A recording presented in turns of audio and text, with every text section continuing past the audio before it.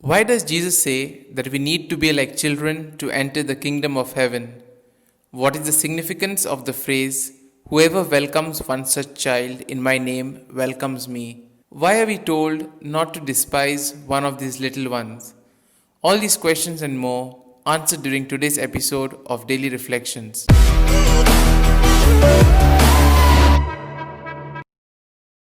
The Gospel today gives the first part of the discourse on the community, which has as a keyword the little ones.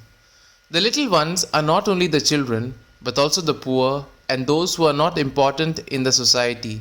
Jesus asks that these little ones should always be the center of concern of the communities, which brings us to the first point. Who is greater in the kingdom of heaven? The disciples want to know who is greater in the kingdom. The simple fact of this question reveals that they have not understood anything or very little of the message of Jesus. The disciples were used to the competitive and comparative habits of adults. Jesus showed them that there is another way of seeing the world. The whole discourse on the community is given in order to make them understand that among the followers of Jesus, the spirit of service should prevail without seeking one's own interest and one's own advancement. Jesus answers that it is the little ones. The little ones are not socially important. They do not belong to the world of the powerful. The disciples have to become like children. Instead of growing up to the heights, they must grow down and towards the periphery where the poor and the little ones live. In this way, they will be greater in the kingdom. It is the complete gratuity of the love of God which manifests itself and asks to be imitated in the community of those who call themselves the disciples of Jesus. Which brings us to the next point, to be like children. Children are born free of prejudice and are totally open to learning.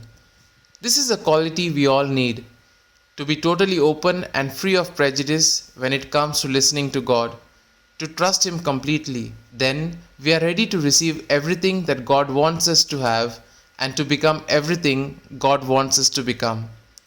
To welcome a person who has these qualities in Jesus' name is to welcome Christ. While speaking of children, Jesus also refers to the little ones who are often despised. We need to grow in simplicity, trust, playfulness, and the ability to rejoice and wonder at the deeds of the Lord. Jesus turns popular values upside down. We can ask, who are the people around me who are overlooked? It is unlikely to be children. Most probably, it is those who offer humble service, the poor, the people who are in some way different.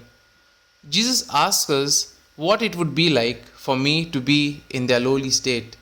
Which brings us to the third point. In the presence of the Father, today's feast of the guardian angels celebrates God's loving care of each one of us in the form of the angels. He sends them to guide and protect us. In the Bible, the angel has a different significance. There are texts which speak about the angel of God and then suddenly they speak of God. They exchange one for the other. In the Bible, the angel is the face of Yahweh turned towards us. The face of God turned toward me and toward you. It is the expression of the most profound conviction of our faith that God is with us and with me always. It is a way of making God's love concrete in our life, even up to the smallest detail. Jesus cares for us individually through our guardian angel. We are asked to trust God like little children whose nature is to trust.